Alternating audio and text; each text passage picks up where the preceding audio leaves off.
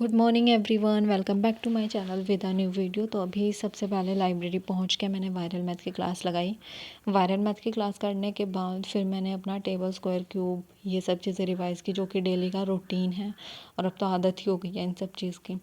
तो इसके अलावा बाकी उसके बाद फिर आज मैं लैपटॉप लाई थी। फिर मुझे मॉक टेस्ट भी लगाना था गाइडली का, क्योंकि उसका जो सब्सक्रिप्शन है मेरा ख़त्म होने वाला है कुछ दिन में। तो इसलिए मैं फटाफट से उनके मॉक टेस्ट कर रही हूँ।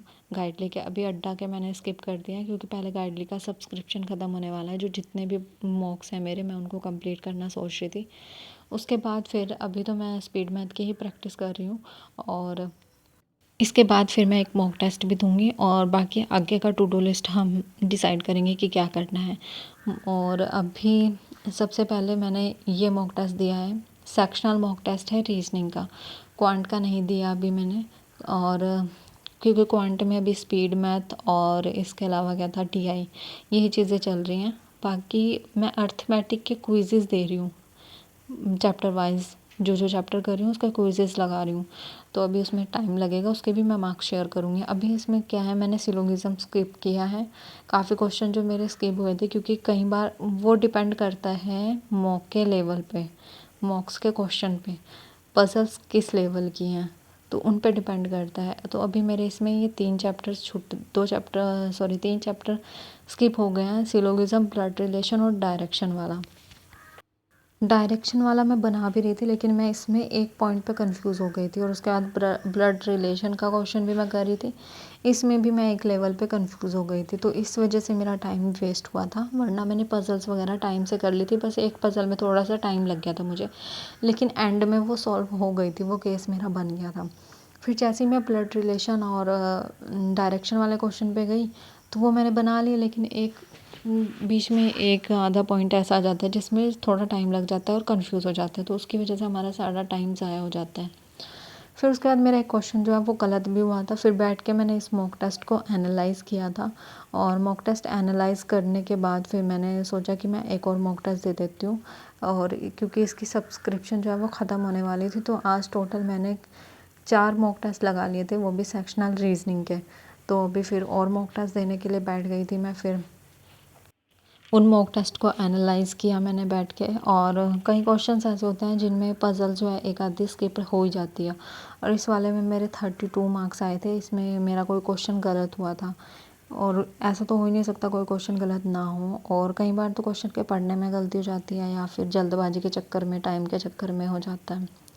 तो अभी बस मैं इसको एनालाइज़ करूँगी अभी इस मॉक टेस्ट को, और सारा टाइम मेरा मॉक टेस्ट में ही जा रहा है आजकल, उसको एनालाइज़ करने में, मॉक टेस्ट देने में, और फिर जो कंसेप्ट क्लियर नहीं होते, जहाँ पे लैक होता है, फिर उनको क्लियर करने में। तो आजकल पूरा टाइम मेरा लाइब्रेरी में इसी चीज़ में बीत रहा है। और टेंशन भी होती है, क्योंकि क्वांट की सबसे ज़्यादा टेंशन होती है। बस इस वाले मॉक टेस्ट में मैंने सिलोगिज्म के क्वेश्चन ईजी लग रहे थे, तो मैंने वो लगा लिए थे।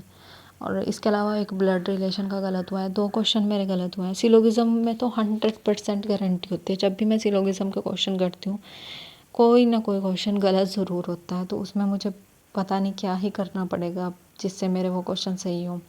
और जबकि मेरे कंपैरिजन में जब मैं लास्ट टाइम एग्ज़ाम देने गई थी ना, वहाँ पे बच्चों के जब मैंने मतलब उनसे रिव्यू लिया, तो उन्होंने कहा कि सिलोगिज्म सबसे ज़्यादा ईजी है। मैंने कहा यार फिर मेरे से क्यों नहीं बनता, जब अगर इतना ही ईजी है। उसके अलावा बाकी अभी मैं देख रही थी कि मेरे कौन सा क्वेश्चन गलत हुआ था। एक तो ये सिलोगिज्म का हुआ था, और इसके अलावा ब्लड रिलेशन का ये गलती से पता नहीं क्यों गलत हो गया, मैंने क्या ही जल्दबाजी के चक्कर में मैंने कर दिया ये शायद। आज मैं एक पज़ल में लैक हो गई थी, तो इसीलिए मैंने सोचा कि इसमें सचिन सर ने एक वीडियो अपलोड कर रखा है 251 रूल्स का, पज़ल्स का। तो बस ये क्लास करूँगी अभी बैठ के मैं। ये मैंने पहले कर ली थी कंप्लीट, लेकिन पूरी नहीं की थी, 2x पे की थी। लेकिन अभी मैं इसको नॉर्मल स्पीड पे करूँगी, धीरे धीरे, बिल्कुल आराम से, एक एक कंसेप्ट जो है वो मेरे माइंड में सेट हो जाए इस तरीके से।